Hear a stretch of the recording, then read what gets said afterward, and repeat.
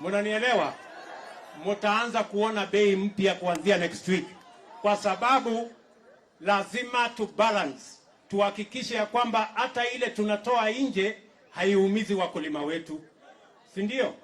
Kwa sababu ile tunatoa nje ni ya wakulima ya watu wengine, ile ya muhimu ni ya wakulima wetu hapa nyumbani, kwa sababu ndio watu ambao tunawategemea. Tunaelewana jameni? Tunaelewana? Mimi nataka niwaambie, nikuulize wewe mtu ya Mavoko, hata ukiweka sufuria kwa kichwa kwa siku ngapi, bei ya unga itapungua? Si lazima uende ulime ndio bei ya unga ipungue? Sasa hii watu ya kuweka sufuria kwa kichwa waache mchezo. Ama ni aje? Sio kama tunaelewana. Waache kusumbua mimi na sufuria kwa kichwa. Wangoje mimi nipange hii maneno. Kwa sababu walikuwa na nafasi ya kupanga, walishindwa. Si ndio walizubaa mpaka bei ya unga ikafika 230.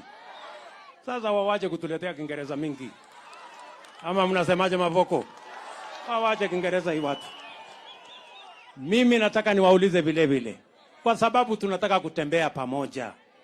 Na wauliza kwa unyenyekevu watu wa hapa Mavoko na Machakos. Mimi nimesema, mimi niko tayari kufanya kazi na viongozi wote ambao nyinyi mmechagua. Si ndio? Si mmechagua MCA hapa? Si mmechagua mjumbe? Si gavana mmechagua? Huyu mama wetu hapa.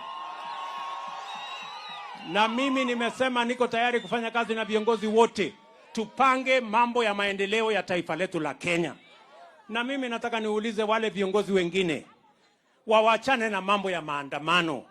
Waungane na sisi tupange mambo ya wananchi wa Kenya. Kwa sababu maandamano haiwezi kusaidia mtu. Ama mnasemaje watu wa Mavoko? Tunaelewana? Nimewaambia kama kuna maneno, si kuna bunge. Na tumechagua watu kule bunge. Si waende waongee hiyo maneno. Kwani nyinyi mnajua mahali Saba iko?